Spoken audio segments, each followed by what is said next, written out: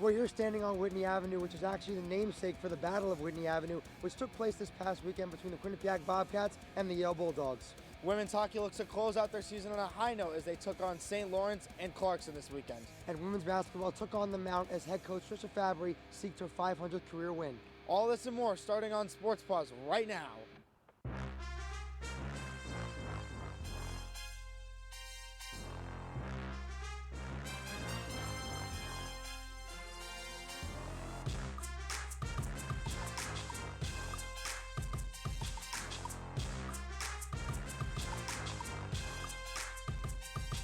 Happy President's Day, everybody, and welcome to Sports Paws. I'm Anthony Rossi. And I'm Santino Mayoni. Rossi, this is both our first times on Sports Paws, and we have a lot to cover from this past weekend. You ready to dive in, man? Absolutely. Let's start this show off with a bang. The men's ice hockey team had their annual rivalry game versus the Yale Bulldogs in the Battle of Whitney Ave. Let's check out the highlights. It's Yale versus Quinnipiac, number one Quinnipiac. The fans were ready to go. They were out at 12:30 in the afternoon waiting in the cold rain to see their Bobcats in rivalry action. We hop right into the first period of action, and it's the Bulldogs who will start it off first. It's David Chen. He goes around Jaden Lee, roofs it over Yanni Peretz, and it's 1-0 Bulldogs. They're hyped up after that one. That'll be your score after one. We head to the second period. It's Sam Lipkin who heads right out of the box and has a breakaway against Luke Pearson. He shoots, he scores. 1-1 Bobcats, and the crowd is fired up after that one. Lipkin will have another one on this next play as he starts with a good shot, but it's saved by Pearson.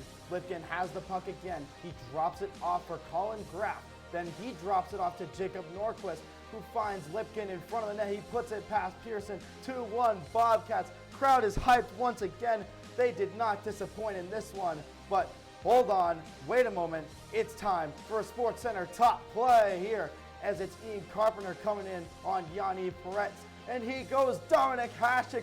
What a save by Yanni Peretz. Bobcats still up 2-1, and it's the CJ McGee show as he puts it by Yale. It's 3-1 Bobcats. He's fired up after that one. The senior will get one, as it's 3-1 after two. We head to the third period. In the early stages, a missed pass by Zach Metza finds Sam Lipkin. He will slide it to Graff after being demolished. He puts that one in. 4-1 Bobcats, and then it's the Kristoff connection. Filion to Tellier. He puts that one in. 5-1 Bobcats. Student section's fired up after that one. They will win the Cleary Cup after a Cornell loss. Chase Clark will get the win for the Bobcats with Yanni Peretz, and it's 5-1 final. After men's ice hockey's big-time win over their rivals on Friday, they welcomed in the Brown Bears to M&T Bank Arena. Let's roll the highlight. The Brown Bears look to an uphill battle against the Cleary Cup champions as they travel to take on the Quinnipiac Bobcats, who had 25 wins on the season, seeking their 26th win of the season. Now early in the first period, Zach Metza, he'll get the rebound off of a missed shot, and he slaps an absolute laser past the Brown goaltender to give the Bobcats an early 1-0 lead. Great play there by the Quinnipiac captain. Now following a goal by James Crossman, which tied the game at 1, Sam Lipkin pushes the puck past the line to give Quinnipiac a 2-1 advantage entering the break. Great play by the amazing first year so far this season. Now blink and you might miss it as we head into the early part of the second period. As I said, you might miss this if you blinked because Ethan DeYoung scored a short-handed slap shot goal which gave the Bobcats a 3-1 lead, extending the goal to 2. Great play there from Ethan DeYoung. Now later into the second period, 2 minutes to be exact, the Bobcats are on the attack, but Jacob Zakorowicz denies the one-timer by Skylar Brindamore to keep the deficit at 2. Great play there from the goalkeeper. Now later in the second, we'll go to the low angle here with time winding down in the frame. Sam Lipkin scores his second goal of the game. The first year continues to pour it on against the Brown Bears. A minute into the final period now, into the third, James Crossman, he joins the multi-goal party right after Sam Lipkin did it, hits the back of the net to cut the deficit to 3, 5-2, trying to make the comeback. Unfortunately, the Brown Bears will fall to Quinnipiac as Quinnipiac wins their 26th game of the season. They'll close out their season next weekend in the Capital Region to take on URI and Union. After those 2 wins over the weekend, the Bobcats made history, finishing with an 11-0-1 home record, which is the first time the Bobcats have been unbeaten in Hamden in program history. Men's ice hockey beat reporter Gage Kilborn has more on the story. The Quinnipiac men's ice hockey team has seen a lot of success in the past decade, but there's one thing the team has not been able to do here at Hamden, and that is finish a regular season at home unbeaten.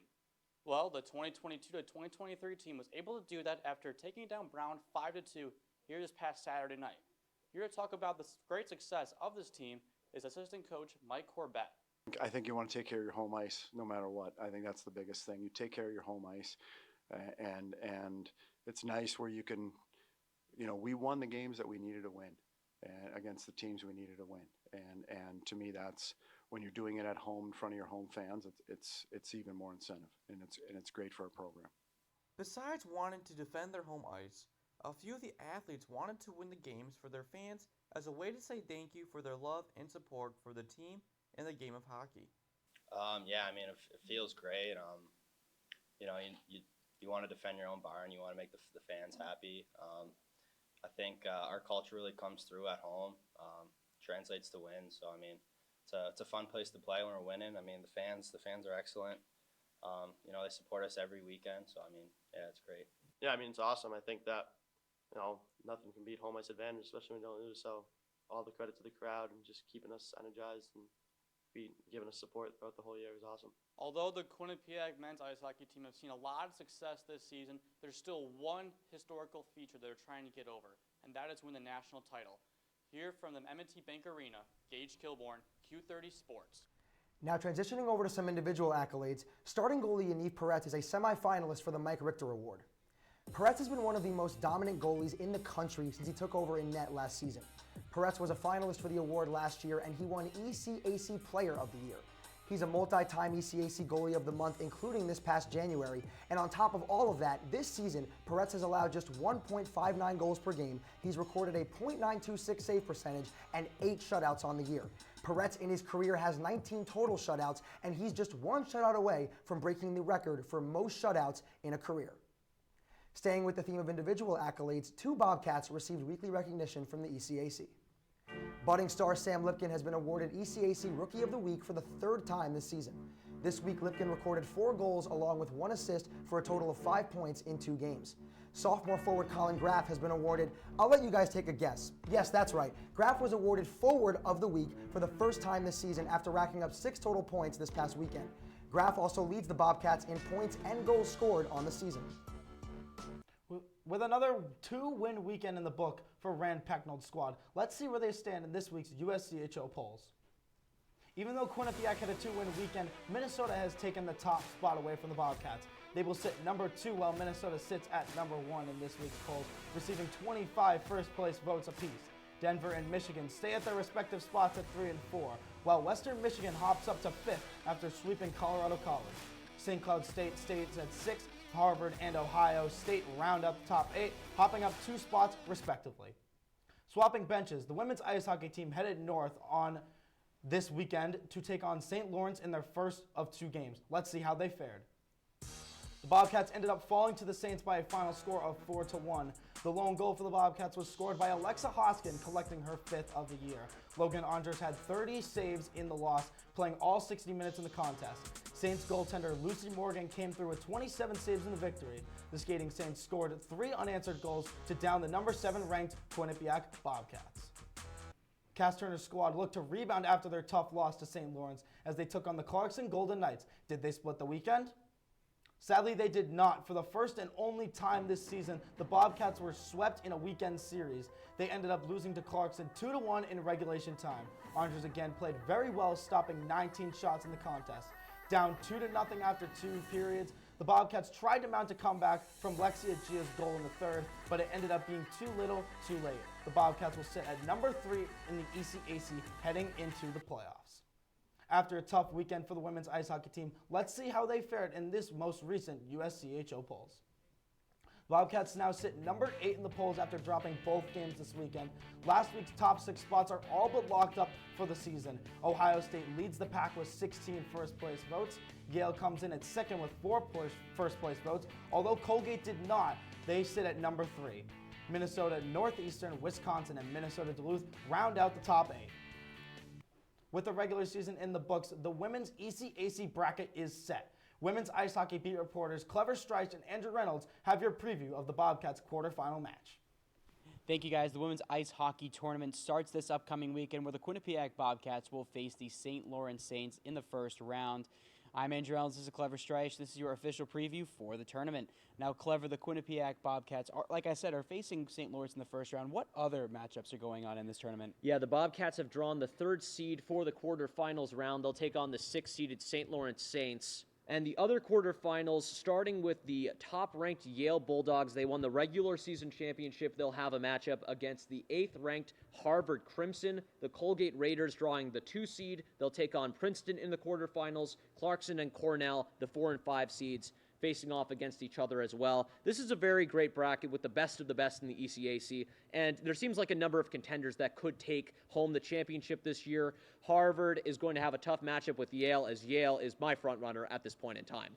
Now, Clever, the Bobcats have already seen this team twice this year. They played them back in November where they won 5-2, and they lost 4-1 this past weekend. What do the Bobcats need to do going into this tournament, playing them again for the second weekend in a row? Yeah, this is a very tough team to face for the quarterfinals, for the draw. I mean, St. Lawrence, they're unranked, but the Bobcats have had troubles taking care of them in the past. They've taken an unranked loss to them this past weekend, 4-1. If you're Quinnipiac, you need to try and find your form again. The Bobcats have had great victories this year against top-ranked teams. They've swept the season series with Colgate, Cornell. They've taken a win off of Wisconsin. You need to bring your best foot forward, get healthy, and be prepared to play a good defensive hockey game. Both of these teams can score quite a bit, so the Bobcats have their work cut out for them. But if they want any chance of moving on to the semifinals and maybe their first championship appearance in quite some time, they'll have to take care of business against St. Lawrence in this best-of-3 set. Now, Clever, give me a player from both teams that you think is going to contribute to this series on this weekend. Yeah, if you're Quinnipiac, you're looking at somebody like Maya Labad. She has 30 points this season, 10 points in her last 7 games. If you look at players that have taken a step forward, Maya Labad's at the top of that list. She was the Nutmeg Classic MVP, scoring the lone goal against UConn back a few months ago. She's been a great sophomore to have. She's been put in big positions, including the top line, third line. If you're St. Lawrence, you're looking at Julia Gosling as your impact player. 18 goals, 25 assists, 43 points this season, 7 points in her last 4 games played, including an assist against the Bobcats when they fell to them 4-1 this past weekend. Those two players might make a lot of noise in this closer than expected series between the Bobcats and the Skating Saints. Thank you, Clever. That was your preview for the ECAC tournament coming up. We'll send it right back to the desk. Thanks for the insight, guys. We're going to have to step out for our first break of the evening. But don't go anywhere, guys, because coming up, we're traveling to the hardwood floor for some men's and women's basketball. Stick with us right here on Sports Paws. We'll be right back.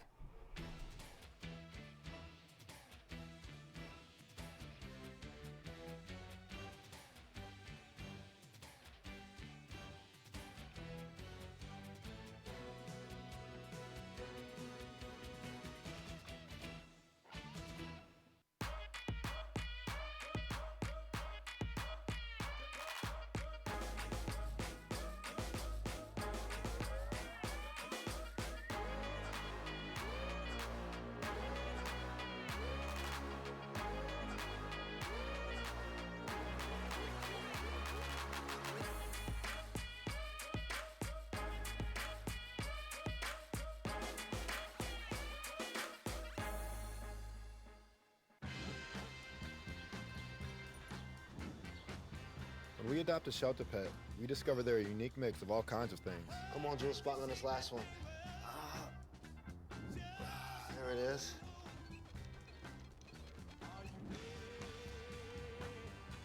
Keep going with it. Leo. They're a little bit of a lot of things, but they're all pure love.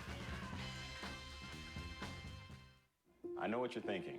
I need a job. I need a new career. Well, I've been there. I've been there. I've been there. I wasn't happy with what I was doing. After high school, I didn't have a plan. I just wanted to start working. I got laid off twice, but you gotta keep going. You just need the right skills. Find an apprenticeship. I found a 2-year IT program. I found a medical course online. I'm now a consultant in the tech space. You have more options than you think. You can do this. You will find something. You will find something new.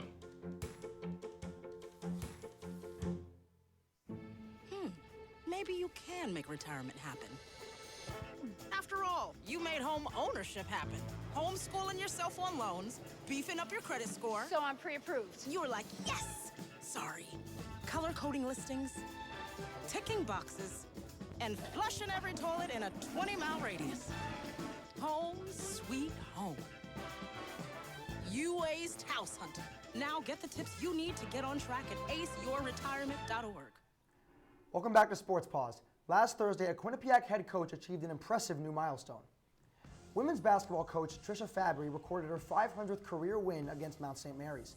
The Bobcats dominated the Mountaineers, winning 75-55, giving them their 9th straight win. The Bobcats out-rebounded the Mountaineers by 17 and held Mount St. Mary's to just 29.6% shooting from the field. Quinnipiac was boosted by a double-double from senior Michaela Morris, who dropped 10 points and 10 boards in the game. With Fabbri hitting 500 career wins, women's basketball beat reporter Nick Boyd breaks down what this milestone means for the Bobcats head coach. Women's basketball head coach Trisha Fabbri made history yesterday, becoming the 22nd Division I head coach to join the 500 wins club. The Bobcats beat Mount St. Mary's 75-55, and accolades aside, Trisha Fabbri has really built up this program. 5 conference titles, 1 in the NEC, 4 in the MAC, and she's built a legitimate culture within the women's basketball program, and you saw that during their alumni game against Marist when the alumni from the 2013 NEC championship team came back, reunited with their old coach, connected with the new team.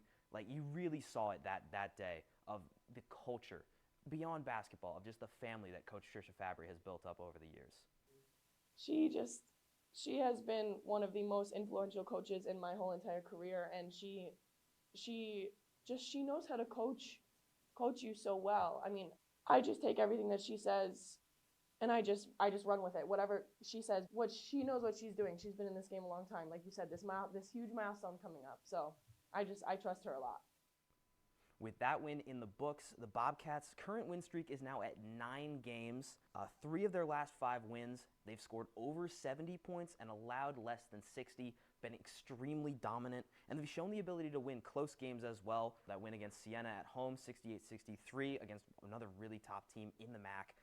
And with that overtime win at Fairfield, where they really, closed it out down the stretch, made some clutch buckets, and got the win to keep their win streak alive. A couple big numbers about this win streak. They are outscoring opponents by over 16 points. The defense has been phenomenal. They're holding them at 30% shooting from the field, 25 from 3, and their rebounding has been off the charts. They are out-rebounding opponents by over 15 a game, and that's mostly been due to Mary Baskerville, Michaela Morris, the Bobcats using their size to beat the other teams in the paint, both on offense and on defense, to get second looks on offense. They're going to look to push it to double-digit wins, 10-game win streak on Saturday against Ryder. If they can get it done, that would be the longest win streak of the season for the Bobcats. Thanks, Nick. Coming off of Fabbri's 500th career win, the Bobcats headed to Ryder to take on the Bronx. Can they extend their winning streak? The winning streak, it does continue as they take it double digits. It's 10 straight for the Bobcats. They took the game with a final score of 59-54. Michaela Morris led the way with 15 points in the victory. The Bobcats exploded in the fourth quarter, dropping 18 on the Bronx. Fabbri's squad will come back to Lender Court Thursday as they take on the Niagara Purple Eagles, looking to continue their lengthy winning spree. After a dominant weekend for the women's basketball team, let's see where they sit in the MAC standings. Quinnipiac sits second place in the MAC with a record of 14-3 and a record of 19-7 overall. The Bobcats only trail the Iona Gales, who also sport an impressive 14-game win streak. Niagara sits in third in the MAC, followed by Siena, Fairfield, and Manhattan. Marist and the Mount round out the top 8 in the current spread as we approach the closing weeks of conference play. On Friday, the men's basketball team traveled up to New York to take on the Siena Saints on national TV. The Bobcats squeaked out a narrow 66-63 win on the road. Quinnipiac out-rebounded Siena 36-28 and held them to 30.4% shooting from three-point land. Desi Jones and Matt Belanc led all scorers with 12 apiece, and the game came down to the closing seconds in a one-score game, but the Bobcats played sound defensive basketball to shut down the Saints in MVP Arena and snap their 3-game losing streak. After their win against Siena, the Bobcats returned to Hamden to take on Ryder. Let's roll the highlight. The Bobcats return to Hamden to face off against the Rider Bronx. Before the game, redshirt senior Matt Belanc was honored by his head coach Baker Dunleavy for joining the 1,000-point club just 2 weeks ago. A great accomplishment for Matt Belanc there. But now we're jumping straight into the second half because this game was a wild one. The Bronx drained a mid-range jumper to go up by 16 with just over 12 minutes in regulation. But the Bobcats weren't done yet. They mounted a miraculous comeback, including this big-time and one three-pointer from Alexis Reyes. He tied the game, made his free throw to give them a 1-point lead. Now we'll go with Rider finding themselves down 2 with 10 seconds left. Off a missed shot, Dwight Murray Jr. gets a three-pointer in the corner, puts it up, airballs it, but Alan Powell in the right place at the right time gets the putback. They're tied at 71. Matt Belanc with a full court three-point shot to win it, and it falls short. We're headed to overtime in this insane contest. Fast forward to 37 seconds left in overtime. We're tied at 77. Desi Jones, the junior guard, stepping to the line, knocks down 2 huge clutch free throws to give the Bobcats a 2-point lead. And then we'll fast forward to 19 seconds left. Rider still down 2. They drive in, and Alan Bertrand gets the layup to tie the game off the dish from Powell. Now they'll get the ball again with 2 seconds left. Powell throws up a three-pointer to try to win it. Now we're going into a second overtime, if you guys can believe it. Now jumping into 53 seconds left in the second overtime, down by 3. Rider needs the big shot, and who is it again? Alan Bertrand. He tied it in overtime, and now he ties it again up at 88. We'll see how this game ends now. Matt Belanc at the line. He misses the first free throw. Quinnipiac's up by 1. He knocks down the second. It is 90 to 88. Quinnipiac up by 2. Last chance for Rider. Murray gets the ball, guarded by Belanc, going down the floor, pulls up a runner from 3, and it clanks off the rim. Rider falls. Quinnipiac wins this insane double overtime thriller by 2, 90 to 88. After 2 tightly contested wins for Baker Dunleavy's squad, let's see where they sit in the most recent MAC standings. The Bobcats sit at number 4 in the MAC standings after winning both games this weekend. Rick Pitino's Iona Gales sit atop the division, clinching a first-round bye in the MAC playoffs. Siena and Rider are tied for second place, both having an 11-5 conference record. Quinnipiac sits at 4, Niagara at 5, Manhattan at 6, while Fairfield and the Mount round out the top 8 in the division. The Bobcats will stay at home to take on the Manhattan Jaspers on Saturday. The women's track and field team had their MAC championship this past weekend. Let's see how they fared. The Bobcats would end up finishing 2nd overall in the meet, which is 14 points behind MAC champions Rider. The highlights of the meet had to be when first-year Erin Brennan, who won the pole vaulting competition with her 3.46 meter clearance. This plus her top 8 finish in the triple jump helped her earn MAC Rookie of the Meet. Meanwhile, in track, Riley Smith and Alyssa Romanogli dominated the 400-meter final, finishing 1st and 2nd respectively. Emily Young was turning some heads when she pulled off a come-from-behind victory to take the MAC championship for the 800-meter run. The Bobcats will now be training for their last meet of the regular season, the ECAC Championships, for a chance to qualify for the NCAA tournament. We have to step out for our last break of the evening, but when we come back, we're talking all things men's and women's lacrosse. Plus, stick around for the best part of the show because we've got top 5 plays coming your way. Sports Paws will be back right after this.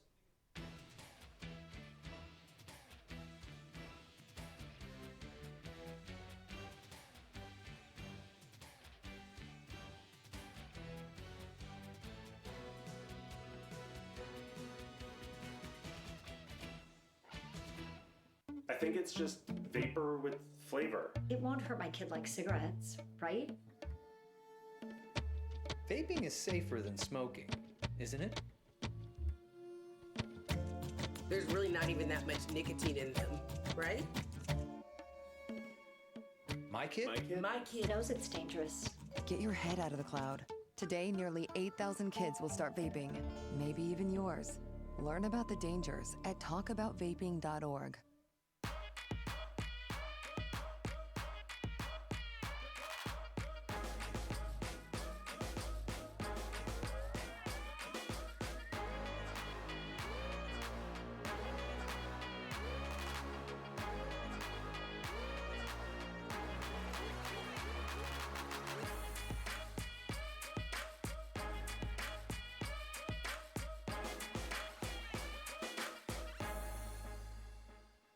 Honey, what I think you need is a socket wrench. I played JV basketball. I'm sorry. I don't think it looks right. This is good, and it's all good, baby. Is it really all good?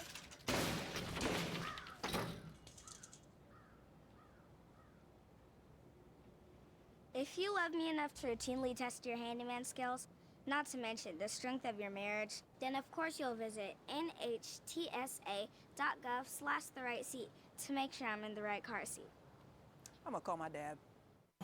Meet the scan, a simple procedure whose mission is to detect lung cancer early.